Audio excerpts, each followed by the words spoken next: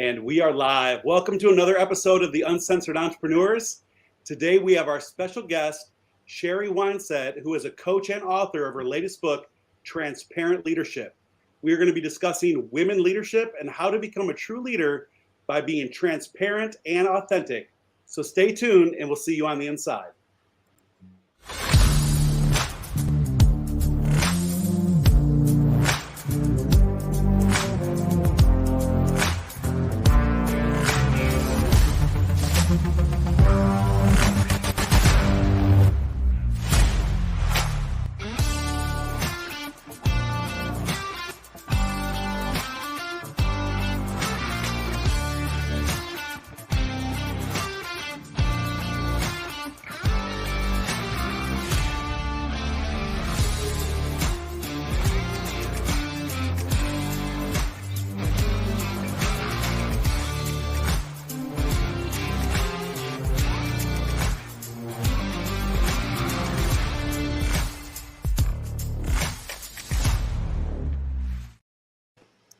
And we are live. Welcome to Uncensored Entrepreneurs.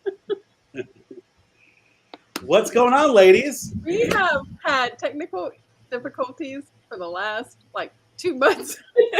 But we're good today. Today we're good. I can actually hear all of you guys, and you're like, not that anymore. So it's excellent. That may be what we actually sound like, Christina. I mean, it's really hard to tell. AI-generated people, right? Yes. Guys, we have a guest today. Tina, oh my God, I'm so excited. This is my good friend and client and good friend and client, Sheri Winesett. Equally weighted. Welcome, Sheri. Thank you. So excited to be here. So Sheri has a little announcement to make. This is her first official live announcement about this amazing project that we've been working on. That she's been working on. Yeah. Right. For the last 6 months. So go ahead, Sheri. Sheri, tell us a little bit about this. You know what? Before we can get into the project, on the spot right now. Tell us just a little bit about yourself. Where are you coming in live from right now? I am coming in live from Roanoke, Virginia, and gosh, a little bit about myself. Where do I start, Tina? From the beginning. I'm a recovering lobbyist. That's how it all began. Okay.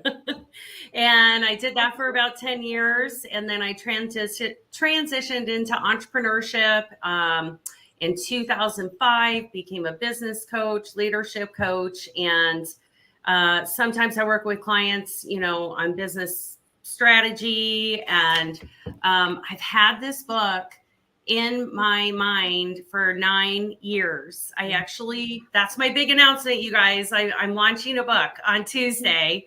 It's called Transparent Leadership for Women Who Mean Business. And it's been in my head. Not even in my head, you guys, on paper. I've had the outline for 9 years. And I just decided to launch it. And I think it's just time. I wasn't ready yet. And I'm just so excited to really help the person I used to be. Yeah. Awesome. And I tell you, the topic in itself, I'm very interested in finding out a lot more, right? You're going to be talking a lot more about some of the content within the book and some of your leadership experience. But I just think it's so timely as well. And I did want to mention that this is my wife, by the way, Sheri, that's coming in and saying hello to you. Kelly, Hey, Kelly. And she's she's in corporate America and just happens to be going to a women's leadership conference tomorrow down in Columbia, South Carolina, with a group of individuals from her corporate office. So I think it's an awesome thing and so timely. There's so many people right now that are really kind of just really paying a little bit more attention to these type of things. And so, tell us how did you talked about the book? It's been in the making for 9 years. Tell us the big wow factor. Is there a big impact on what made you actually finally put this on paper and put it out there for the world? My aha moment was really, I was trying to figure out who this book was for because, I I've been a franchise executive. I've been a fractional executive for other companies. As I mentioned, a business coach, coaching a lot of different clients, men, women, startups, legacy companies. But I couldn't figure out who I wanted the book to be for. My aha moment was I want it to be for women. I want to help the person I used to be. And so all these principles can apply to a lot of leaders, but I really, narrated the book. The messaging is for women. And that's really when the floodgates opened. I was like, okay, Tina, I'm ready to write my book. Where do I start? Why did you write it though? Why transparent leadership? What was the pull to write something? Because, there's a lot of things that happen behind the scenes when you're a leader. There's a lot of things, there's a lot of growth moments. There's a lot of things that sometimes if you're in the corporate world, you override. In the network marketing space, it's a little bit different because you have a volunteer army and they don't have to listen to you, right? So why transparent leadership? Yeah, that is such a great question. So, I've seen a lot of companies fall apart because leaders lacked authenticity. I've seen successful law firms shut down and equity partners because of lack of integrity. Organizations hurt all the time and time again because they don't pay attention to things like measurement, the correct numbers in the business, or ask the right questions. They lack transparency. And all these red flags are indicators of good or bad leadership. It's actually indicators of poor leadership. And so that's what it is. People want people who are going to lead with the wisdom and the heart, but they want transparency these days. It's like, just tell me the numbers. And the reason I wanted to write it for women is because, we wear so many hats, right? And sometimes, we say, hey, should I put my career on the back burner, or should I put my dreams on the back burner? And, no, you should never put yours on the back burner. You can still be the caretaker, the mother, and everything else, and go through all the seasons, but just realize it's just a season. Just don't give up on your dream. Because women have, Robert, no offense, have unique abilities to lead. Yes. Oh, I'm here to support that mission, by the way. I can recognize, I absolutely, over the years. Robert, I asked him to be on this podcast. He was the first one I asked. Yeah. I women. He was like, Oh, I was like, it'll just feel like home, right? It'll just feel like home. No, but absolutely. And quite honestly, that's the beautiful thing, right? That's the beautiful thing, even about like a partnership in both business and in the home, is that there's these qualities that each individual brings to the table. And you're right. There is there's the ability to multitask and to do many things that I know that I'm not capable to do. It's awesome. And I want to continue to hear a lot more about this transparency and authenticity, because you've mentioned that a few times. It's obviously in the title. That is so powerful because, I'm also one of those old school coaches that goes back 24 years, right? 24 years when we didn't have all of this. Everything was in front of individuals. A lot of it was, just based on, things that we were reading and presenting from books and from slides. And back then, most of it was kind of just emulated through, just corporate training. And it just seemed to be very just mundane and duplicated over and over and over again. There was no transparency. There was no authenticity because it didn't include like the true spirit and soul of each individual. It was just a corporate message. And so, again, that's why I say this is so awesome, and it's a great topic overall. Even though we talk about women in leadership, I think every single person should read this book. So it's definitely a good book, and she talks about the 7 keys of leadership.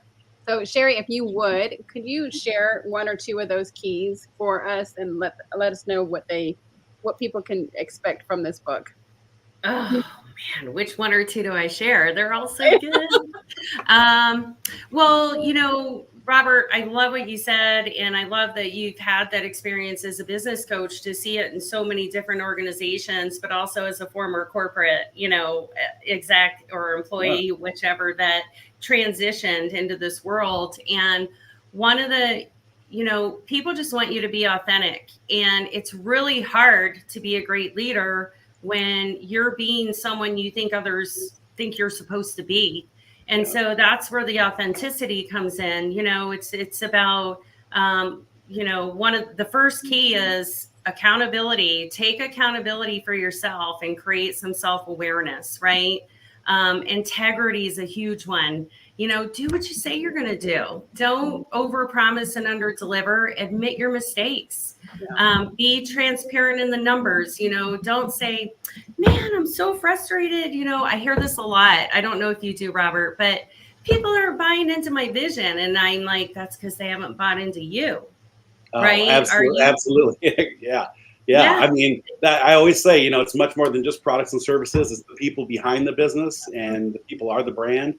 Most people don't realize that. We think that we just represent big corporate image or whatever that may be, or a product or a service. And absolutely. Yeah. And a leader's number one priority should be setting their team up for success. Yes. Period. I mean, that's your role. Set your team 100%. Up for success. And they're not going to be successful if you're not leading by example, right? So when your team sees that you're offering customer service, or how you actually manage the different entities within the organization, it's easier for them to kind of assimilate what you're doing and, take on those roles and responsibilities in the way that you want your business to be shown and ran. Wow. Absolutely. I'm actually thinking back to that comment in itself, that, when I think of my kind of corporate days, not only when I was an executive, but then also when I was an executive coach working in corporate America. And during that time, whenever that corporation doesn't meet its numbers, typically, and with some businesses, it's every year, there's a seasonal time, right? When they don't meet those numbers, the first thing they do is they start to get rid of the labor, right? They start to kind of, letting people go. And then, in many cases, it's only 2 or 3 months later that they're rehiring the same exact positions back in once again. I see that a lot here, especially, in the South, where it's a right to work atmosphere. But just based on that alone, I always think, where's the accountability? Like in the leadership itself, right? There comes a time that when you do not meet your numbers, that should fall back on the leadership and management, quite frankly. Yeah. Absolutely. And it's so funny because Star just mentioned one of the keys, it's congruency. You just mentioned another key, it's measurement. But you have to be transparent with the numbers, or people don't even know what goals you're trying to hit. But in order to meet those goals, here's another key. I wasn't supposed to share them all, was I, Tina? You're supposed to you have to have alignment, right? Yes. And so what are you doing to align and set expectations and really build that culture of transparency? And with my book, I talk about all this, but I also put some real awesome tools in there that you can share with your team or implement in your organization to help you achieve all this. I love that. We're going to mention it a few times throughout the show, but for everyone that's listening, maybe on a podcast or some other streaming service, and they do not see the video, you can actually find out everything that you need to know about Sheri, how to connect with her, how to get on her calendar, and also how to order this amazing book. And it can all be done through that bit.ly. So it's the bit.ly/m/Sheri Winesett. It's SheriWinesett. So I just wanted to put that out there again for those that are just listening in. Or they can go to transparentleadership.com. Boom. There you Transparency go. in leadership. Oh, okay. Yes. All right. Gotcha. Transparency leadership? Transparencyinleadership.com. Yes. Got it. Okay. We'll add that actually on the stream when we're done as well. Thank you. And her book doesn't launch until actually May 21st. So 5 days. 5 days, Sheri. I have a question. I have a question that, Sheri, I think you're going to be able to answer. I hope so. I know you will. So my question is, we talked about alignment and congruency and leading the way, right? And having a path for people. So you have to be the example and you have to be the leader. You have to manage expectations, but also keep higher standards for people. So how do you do this without micromanaging people? Yeah, that's a great question. So, well, it's transparency, right? You just share all the information. You don't have to manage people when they are very clear on what the expectations are. So you can do that through alignment tools, sharing, data and measurement. And, that's what I would recommend, do it through alignment tools. So you set the bar, right? So this is the expectation. This is what we want from you. I totally agree with you, by the way, like that you don't have to micromanage people when you set these expectations, and you've trained them correctly so that they know what they need to do to get the result, right? And then it's just up to them to get there, however they get there. That's a really beautiful piece. And I really love this conversation. I think it's so important because there are so many people out there that don't have the transparent conversations. And a lot of the times it's because the vulnerability piece that comes behind that, right? That you have to be vulnerable and you have to share some things that maybe, we lost Robert. We have to share some things that maybe are challenging or things that we're being challenged with and come up with a group solution. So I really think that this is such a vulnerable thing to lean into, and it actually shows strength in your leadership as opposed to weakness. Yeah, you're so right. You mentioned a really great topic about really training your staff properly. So having, standard operating procedures in place, training them and making sure that they actually understand what you've just taught them, having them go back and redo things on their own, kind of assessing them. So really having a training process that makes sense in the business is super important. Otherwise, you have people that'll go in and cost the business. You start having these losses and financial losses because they actually don't understand what their job is and that sort of thing. So yeah, I love that, Christina. I like how you talk about the alignment, having your whole team in alignment in your book. And it's so hard to find people who align with your vision, your mission, your brand. And then you find somebody and then they're like, we found something else we're going to go to. So it's so hard to get that alignment with your whole team. What are some of your tips that we can do to keep our whole team aligned for our business?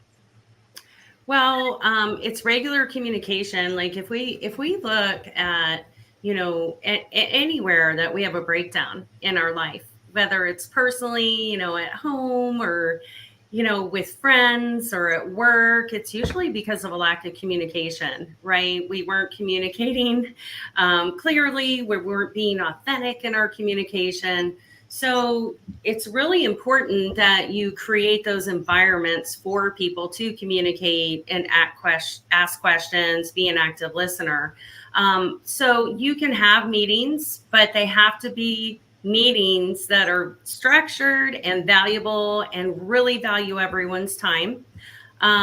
You can do, obviously, your planning days. I work with huge corporations, you guys, that still bring in their teams for 90-day planning. And what that is, it's just to get them all aligned. What's your plan? What's your plan? Maybe I'll tweak my plan to align with your plan, right? You can do group coaching, can get everyone aligned. There's so many things, so many tools you can give them. And something you guys said that I want to go back to is, I love how you say, no leader wants to micromanage. They just don't know how not to if they don't have the right tools, right, to not be that type of leader. But it really goes back to setting your team up for success. It's like, Star, you were saying, if somebody, let's say sales, isn't hitting their numbers, well, instead of just going out and, finding a new sales team, it's like you have to take a step back as a leader and say, have I set them up for success? Is the system the right system? Do they have the tools they need to be successful? Do they have the right CRM? Whatever it is. And if you can say yes, yes, and yes, then do I have the right person on the team? But it's not, So I love how you were kind of alluding to that. That comes back to what Robert was saying about ownership and accountability. Yeah. I've been on both ends, in corporate and actually, you know, running my own business. In corporate, I was up for a position and they actually brought in someone who was an RN because it was for an educational system. And I used to work for nursing schools, and they felt that they wanted someone who was a nurse, but this position was for contract acquisition. And really what they needed was someone with a business background. So they tried her, and then they called me about, 90 days later. It's like, they were able to see that they really needed somebody in there who could do actual sales and contract negotiations. So I was brought in. And also I've seen in, running my own business, there are people who just are not cut out for the job. But you're right, you cannot just let them go without actually seeing, like, does she understand the process? Did I properly train her? Is the manager above her properly trained on, coaching her on what she needs to do on the job? So yeah, Sheri, you're absolutely right about those points. We're also there he is.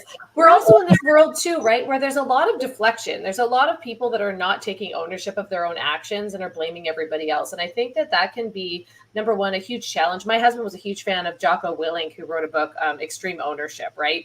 And so way back when he wrote this book, it really clicked to me that if there's ever anything that's going on in the team that is not moving in the right direction, it comes from the top down.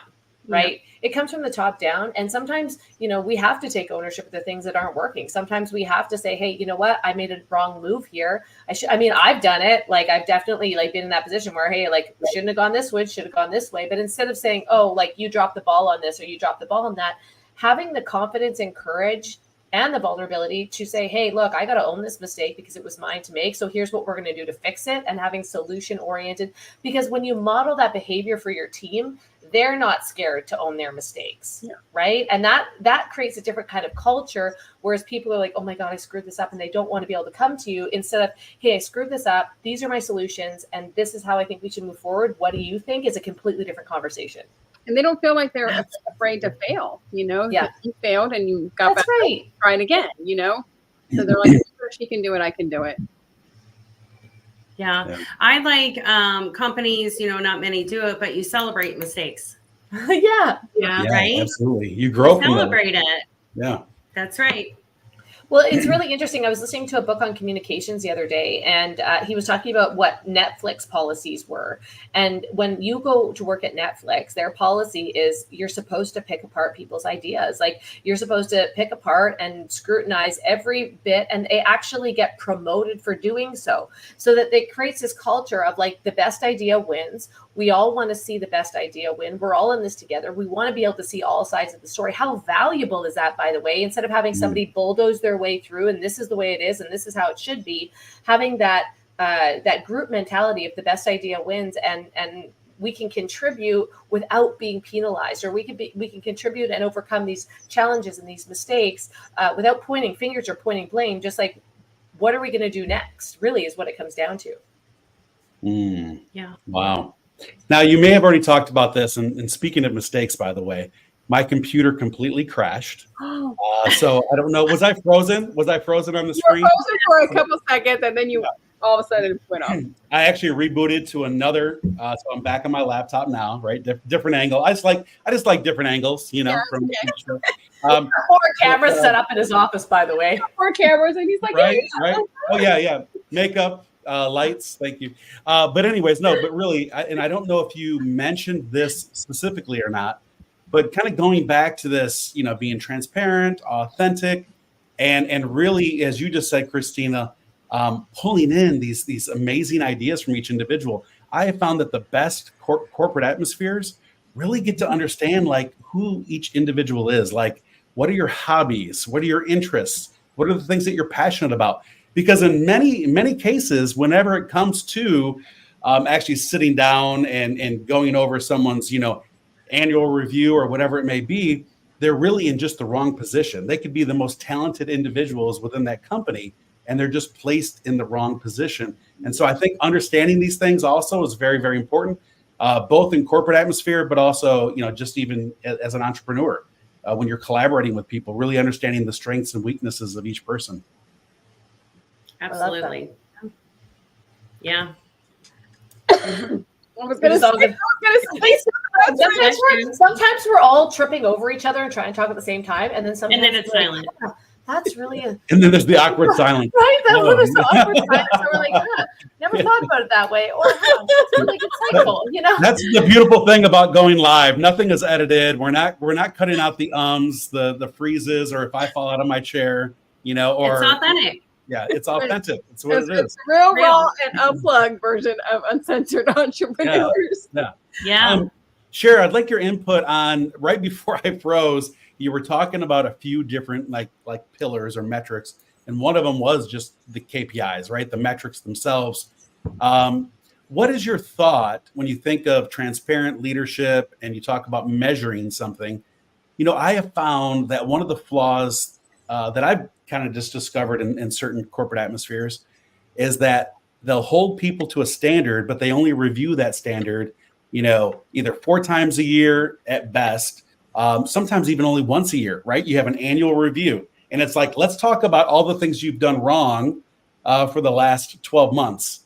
And I just think that is such a poor culture, and you're not really learning, like, you know, both individuals across the desk from one another. So what's your thought around just that, measuring something, holding people accountable, how to review those things in order to grow? Yeah, you know, I always recommend at a minimum that you have 90-day team meetings, and they're full days. And that's where you go over, you know, what do we accomplish in the last 90 days? You know, do we have a gap? Did we exceed our goals? And so there's full transparency around all the numbers and the health of the business, because with the absence of that sort of thing, like the numbers, especially in startups, you guys, it creates a lot of fear. And yeah, that's so true. Yeah. So they're like, man, are we going to be in business? Am I going to have a paycheck next week? Or, you know, so that's just part of getting everyone aligned and letting them own it and be a part of it. You know, how are they going to problem solve if they don't know what they need to problem solve? And you want to empower them to be problem solvers, you know? Or to get better at the tasks that they were lacking of. You know, they need to learn that they need to work on this one specific task or this one specific task. You know, and if they don't know that, they're going to keep on doing it the same way that they knew how to do it. Yeah. And, you know, everybody can own a number. That's the key, right? You don't go in with like, well, who owns that number? It's like everybody owns a number, or they know what number they're contributing to. So when you look at the number, if they exceeded it, awesome. What did you guys do to exceed that goal? Like, share it with the rest of the group. But if there's a gap, you just say, well, how can we help you close the gap?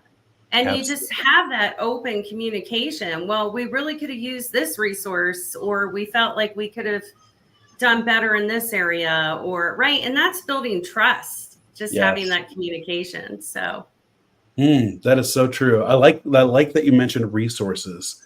Again, whether you're kind of on this entrepreneurial island and you're trying to figure out your own gaps along the way, you know, is just using resources effectively, actually understanding those. And the best way you can do that is through teamwork, through collaboration. And but in the corporate atmosphere, absolutely. I mean, it's really hard. Again, like I say, it's really hard at even 90 days, quite honestly, even though I think that's probably the most effective thing that you'll see in corporate America. But it's really hard to say at the 90 days, what resources do you need on something that we didn't achieve over these last 90 days, right? So it's so nice as you're continuously putting these goals out to continue, you know, just ask yourself, okay, where are we at? What are the gaps, as you just stated? And what resources do you need to help fill these gaps? Where can I help you? I think that leaders need to continue to say, you know, they need to have their thumb on the pulse. It's like, where can I help you achieve this goal? What can I do? You know, what do you need? And there's so many that don't do that, right? They call it about absent leadership, the ones that are at the very top that really kind of, I use corporate America, I use manufacturing because I've done a lot in that space. But, you know, where you see that person once a year walking the floor, waving at everyone, asking how they're doing, right? It should be continuous where you're always keeping, you know, touch with them. So. Oh, they don't even know who it is. You know, they're like, who is that? Yeah, absolutely. Absent leadership, right? It's absent leadership. And that transparency. Oh, go ahead. No, you go ahead. Go ahead. that transparency is so crucial, because what's happening is they're not being transparent with their numbers. They're not being transparent even with the employee reviews. What you're seeing is people are actually documenting themselves being terminated in live time on camera from these organizations. And they're confronting them saying, well, when we had my review, my 90-day review, I was not told that I was deficient in these areas.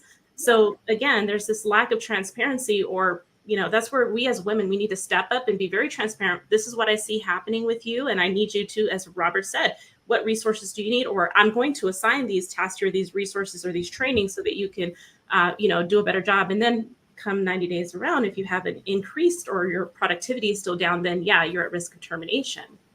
I think that's such an important piece of culture. Like what we're talking about here is the culture that you create, right? On your team, within your company, how you treat people. And when you lack that transparency, you lack trust 100%, and you break people's trust with it, right? Like I've seen people get fired. I've seen people get terminated and lose big bonuses. I've seen people walk through fire to build something and then have it ripped away from them. And the bottom line, by the way, was always money. That's what happens in corporate America. That's what happens in network marketing. That's what happens in business, right? Restructuring happens all of the time. It's always that. But if you don't give that transparent piece of why, and I remember reading the book, now what's the name of the title? And it was the president of LG that wrote the book, and he talked about the bottom 10%. He's like, no matter how good everybody was, every quarter we got rid of the bottom 10% that wasn't produced. Like you knew that your name was on a chopping block, right? And so if you don't have that ground rule set and you get rid of people because of financial restrictions, or because you hit some trouble financially because of an economy, you know, a debt cycle, whatever is going on in the economy, and you get rid of people without just cause, that's where you cause problems. And so having that culture where we can talk about those things, that it's honored, that people understand that. So if they do, there's no hard feelings, right? If you're the bottom 10%, well, you know, I tried my hardest and I was the bottom 10%. Hopefully you learn something in that process and are able to, you know, improve your skills or improve your productivity in the next realm that you walk into. Yes, absolutely. Wow. Very powerful, right? I mean, like when you think about all this, when you mentioned the word culture, Christina, and I just think that is the best word to describe what it is as a leader you're creating in that environment. It is a culture for sure. Yeah. So you want to have that culture up as a team. You know, as you're going to work, you don't want your employees, even though most of them are, you know, not wanting to be at work, not wanting to be there, not wanting to be. That's all culture, though. That's environment, right? Like some workspaces are very, very toxic. I know I was in corporate America for a couple of years and I hated it. Let me just tell you. But you know what? Sometimes, like, you know, it's really interesting. So this is called Uncensored Entrepreneurs, right? Ed Milet just did a great podcast on the secrets that people that have created wealth, I'm not doing the title justice, don't talk about, right? He just did this podcast. And Ed Milet talks a lot about entrepreneurship, but the reality of it is, entrepreneurs are maybe 7 or 8% of the population. Like it is a hard grind. If you were an entrepreneur, like you are a special breed of human if you make it work. Yeah. And the freedom that comes on the other side of that in the corporate world is from climbing the ladder, from keeping, you know, and the reason that they talked about both sides of it was because for most people, climbing the corporate ladder will actually lead to financial freedom too, if they get to the top of the top of the top. But you don't get to the top of the top of the top without transparent leadership. You don't get there without having these hard conversations. You don't get there without hitting your numbers and doing everything that Sheri is talking about right now. And so that's why I think this book is so valuable, by the way. Like I'm going to go pick it up right away. Because I think we need to be talking about this a lot more often, as opposed to, you know, the success stories. We need to be talking about everything in between that has to happen before you get there. Yeah. I love that, Christina. And, you know, I have to go check that out from Ed. So, but the, you know, another thing that is really key for leaders to be successful and set their team up for success is something you just said triggered this. Some people come in and they do all these assessments and they're like, whoa, oh my gosh, it nailed me in 20 questions. Like, whoa, I'm a high D, or I'm this leadership style. But you know, you guys know this. I mean, it is fascinating, but then it's like, what do you do with that? And what you're supposed to do with it is you're supposed to use those and adapt your style to others. Yes. Right. So a lot of people come in and say, I'm this type of leader, or we need this type of leader.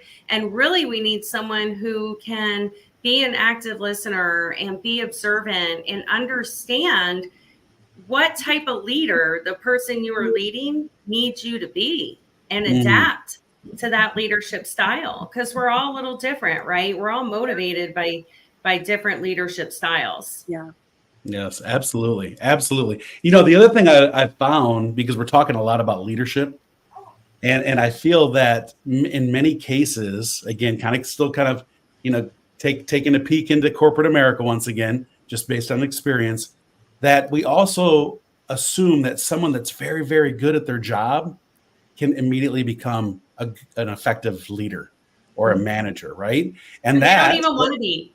Right. And they don't even want to be. But that's what we see statistically. You talked about the corporate ladder, Christina. Many times it's not just self-achieved or something that people are looking forward to as a goal.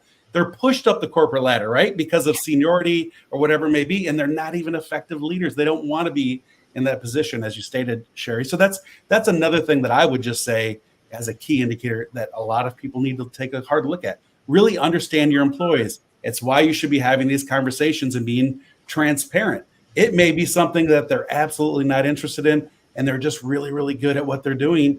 And there's so many people that are perfectly fine with retiring, you know, at that skill set. And that's wonderful as well. Yeah. And, you know, we keep talking about corporate America, but this applies to entrepreneurs. This applies to, you know, startups that are starting organizations, but really they're, you know, a bunch of entrepreneurs just trying to hustle and make it happen. It is leaders in network marketing. You know, something Ray Higdon said that always resonated with me was, you know, help the person you used to be. And I think it's really important to remember that as a leader, that you were once in their shoes. Yeah. Yes. Right. And so, you know, don't be this high almighty, like, remember who you were and how much you were needed. And I talk a lot about in my book, just how important mentorship is. Yeah. You know, if you could really reflect on, even if you had one great mentor in your life, just, you know, who are you mentoring? Because we all have a responsibility to lead, and how the next generation that we're leading, by the way, is, you know, how we're leading them is how they're going to lead others in the future. Oh, so absolutely. I'm so glad you mentioned that as being, you know, that this applies to entrepreneurship and also even in your own household, right? Yes. Mothers and fathers alike. Like, what kind of leader are you? And I believe that the leader you are in one thing is typically the leader you are in all things. Yeah. You're doing it effectively. Absolutely. And it is so important for that. You know, Sheri's been writing this book for the last 6 months or so. And at first she was, you know, like she said, she was on a different path. She was wanting to go into the more corporate executive, men and women. And as she's writing it, I'm like, this is for women. You're talking to women here. And she was like, really? And I was like, you are talking to women. And so then we start going through it, and she's like, right, we are talking to women, because it's so important, because women always take the back seat, right? They always step back. They always, you know, kind of go along with the flow, most of it. Christina's like, I don't. We're a team. Well, we're equal. I hear the leader. I hear the leader in the background there, Christina. That's the real boss. That's the real boss, the girl boss. He is definitely the real boss, right about now. And him and Izzy are like, you know, hand in hand. She's like, you get it today, but I'm getting it for the next 3 days. Lord help me. But you know, but that's the thing. It comes from the top down, in your family, in your business, in your team, all of those things. And I think that our greatest gift is being able to lead our children and be transparent with them too. There are times with Izzy that I'm like, I really screwed that up. I got mad and I shouldn't have. That was totally my fault and take ownership of my parenting when it was my fault. Even yesterday, you know, and Izzy probably says, Mommy, I think you need to take ownership of this because this was on you today. Well, sometimes she'll say, Mom, I'm just a kid. And I'm like, oh, I'm like, you are just a kid. You're right. And I expected higher, you know, higher than your pay grade right now. I expected higher than that. That's their way of putting us in check. You just like that little moment, right? That little thing. And even yesterday, you know, we made some plans and we had to pivot on a dime. We were going to, this is such a silly example, but it's important because we had to pivot on a dime, and Ryan and I had to make an executive decision yesterday for our family. And we got off the phone call. We decided to do a different plan. And I looked at Izzy and she was in tears. And I was like, oh my gosh, what's going on? Why are you in tears? And she's like, Mom, because I was really looking forward to that. I was really looking forward to what we were going to do. And now we're not going to do that anymore.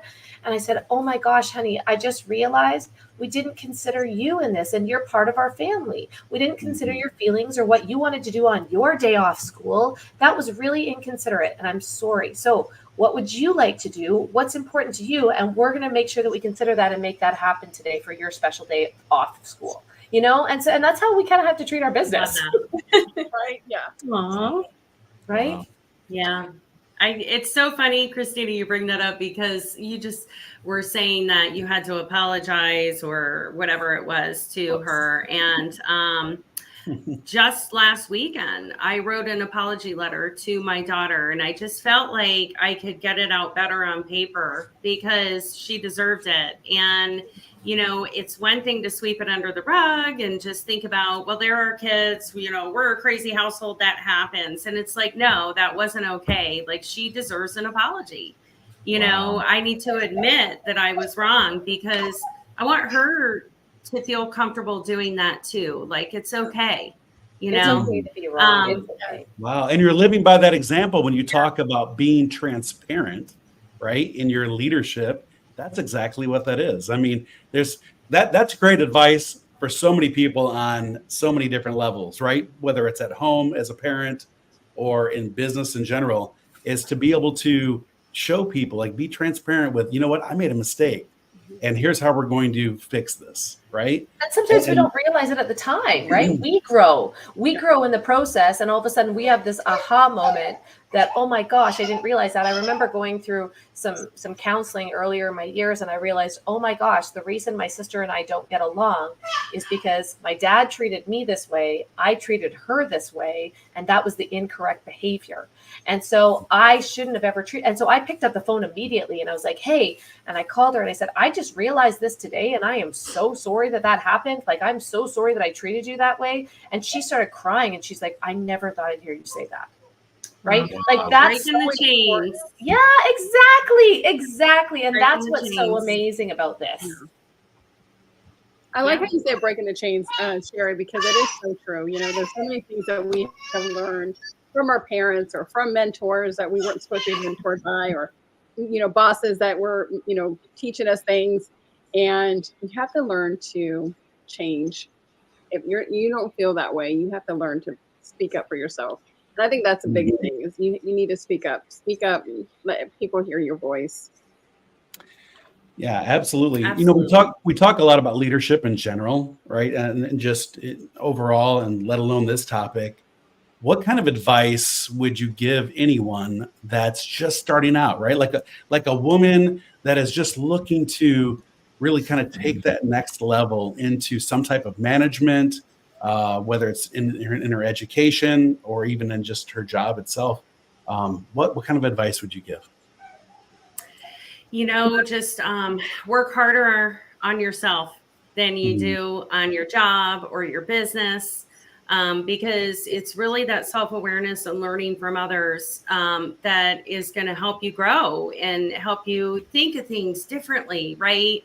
Even talk to a coach, you know, get an outside perspective, find an accountability partner that is just another badass, kick butt entrepreneur. Okay, you're allowed to. You can say that. Okay, you're allowed uncensored. That's right. I love it. Yeah. But, you know, that's what I would do. And really think about your environment. You know, your environment has massive impact on your growth, on your mood, on everything, acceleration, and, you know, who are you hanging out with? You know, I always like to say, you know, I never want to be the smartest person in the room. Yeah. I always want to be in a room with people. That's why I'm on this show with these ladies. I mean, well, exactly. There you go. Exactly. You said it, not me. No. She's like, I already knew it, but you know, you said I'm glad you did. Robert, you're a gem. Sheri, tell us Oh what's on the horizon. What do you have coming up next after your book launches next week? Yeah, so I have some awesome speaking engagements, which I'm really excited. You know, I'm really going for impact here. I'd like to, you know, speak to large audiences of women, and just hopefully, you know, they'll take one thing away that might help them. And then I am creating some, you know, different courses that I think are really going to help people. That are going to model, you know, what I've taught to kind of break down the book. Yeah. Nice. Yeah. Awesome.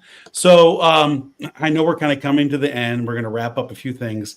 We could talk to you forever, and we will have you back on the show again, especially with just everything that's going on, right? I'm really excited to read the book as well as we dive in. We'll have a lot more questions for you. For those that were just kind of listening in, we've put down a bit.ly where you can actually reach Sheri Winesett. But also you had mentioned that if they go right to, do I have this right? Transparency leadership. In leadership. Oh, Yeah. see, Fired. All right. See, I know. Right. Yeah, you're fired. It's like the apprentice today, Robert. I know. You know what? There's been a lot going Robert, on. it has been a little over a year, so we might need to have our year. Yeah, our year-end review. We need to have our year-end review for Robert. Quite honestly, for those that are just tuning in, I think they read it wrong. It says transparency in leadership. Okay, so transparencyinleadership.com. I put it up there one more time just so that you can see it. This will actually allow you to order the book in advance. And I'd like to do something. Is this book going to be available also digitally? It will be in the next 60 days. In the next 60 days. Okay. Here's what I would like to put out. For anyone that's listening to this episode now live or even later in the future, only for the next 30 days, because, you know, who knows where this video will end up. But over the next 30 days, if you actually put leadership, if you type leadership into any of our chats, I will make sure that you get a digital copy of Sheri's book when it comes out. So I think that this is just one of those things that will change the world. We need to get it out there to more people. And we truly just appreciate your time, Sheri. He's fighting for his job right now. You guys. He's Thank you so much. How's that for a year-end review? Just kidding. Go ahead, Sheri. He wants to stay on the team, ladies. He doesn't want to leave the fun bunch. Good solid effort right there. He does a lot. I just want to say thank you to you guys. And your podcast is so much fun. Like, you guys have great synergy going here, and you make everyone feel comfortable. And I feel like I've known you forever. So really appreciate you having me on today. And I hope to see you all soon. Yeah, look at that. We got our first one in already. So absolutely. We appreciate it. Thank you. And everyone, tune in once again next Thursday, 1 p.m. Eastern Standard Time at the Uncensored Entrepreneurs. We appreciate it. Thank you, Sheri. Bye, guys. Thanks, guys. Have a great week. Bye. You as well. Bye.